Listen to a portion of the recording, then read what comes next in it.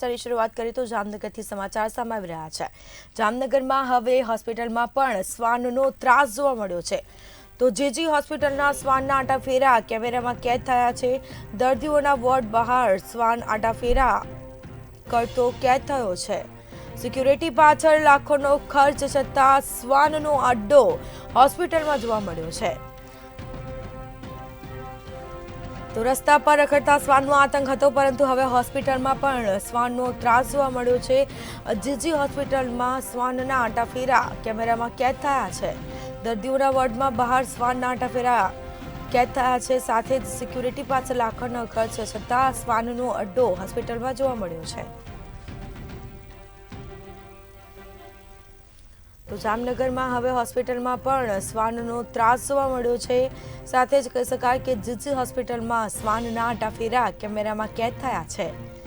દર્દીઓના વોર્ડ બહાર શ્વાનના આટાફેરા જોવા મળ્યા છે।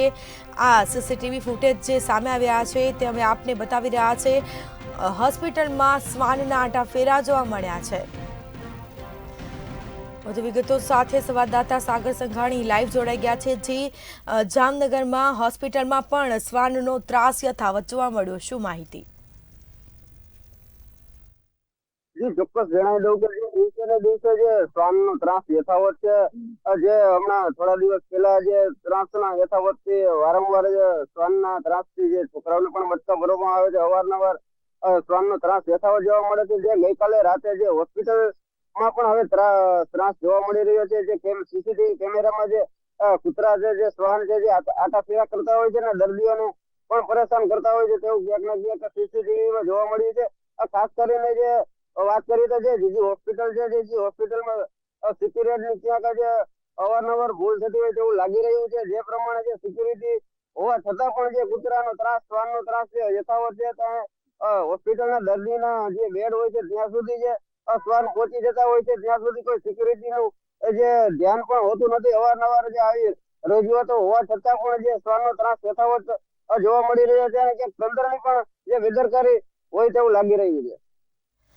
જે સિક્યુરિટી ગેટ પર હોય છે અને શ્વાન અંદર આવે છે, ક્યાંક ને ક્યાંક એમાં સિક્યુરિટીની પણ ક્યાંક બેદરકારી જોવા મળે છે અને શ્વાન હોસ્પિટલની અંદર જાય છે અને કોઈકને કરડશે તો તેની માટે જવાબદાર કોણ રહેશે?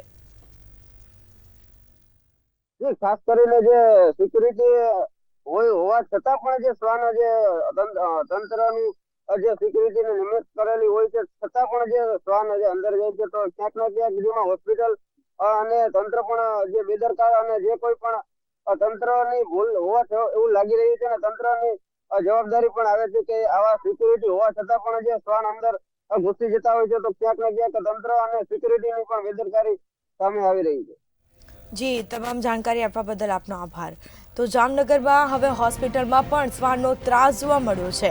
તો ક્યાંક ને ક્યાંક સિક્યુરિટીની પણ બેદરકારી સામે આવે છે, કારણ કે ગેટ ઉપર સિક્યુરિટી એને માટે રાખી હોય છે કે કોઈ પણ અંદર ના આવી જાય, પરંતુ શ્વાન જ અંદર આવી જાય છે અને શ્વાન જો દર્દીઓને કે કોઈકને કરડશે તો તેની માટે જવાબદાર કોણ રહેશે, તે એક મોટો પ્રશ્ન ઉઠવા પામ્યો છે। તો રસ્તા પર શ્વાનનો ત્રાસ હતો જ, પરંતુ હવે હોસ્પિટલમાં પણ શ્વાનો આવી જતા હોય છે। ક્યાંક ને ક્યાંક સિક્યુરિટીનો અભાવ હોઈ શકે, કાં તો સિક્યુરિટીની બેદરકારી હોઈ શકે।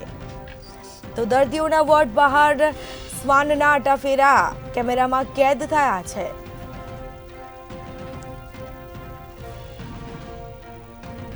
જામનગરમાં હવે હોસ્પિટલમાં પણ શ્વાનનો ત્રાસ જોવા મળ્યો છે। જીજી હોસ્પિટલમાં શ્વાનના આટાફેરા કેમેરામાં કેદ થયા છે। સિક્યુરિટી પાછળ લાખોનો ખર્ચ છતાં શ્વાનનો અડ્ડો જાણે હોસ્પિટલમાં હોય તેવું નજરે પડી રહ્યું છે।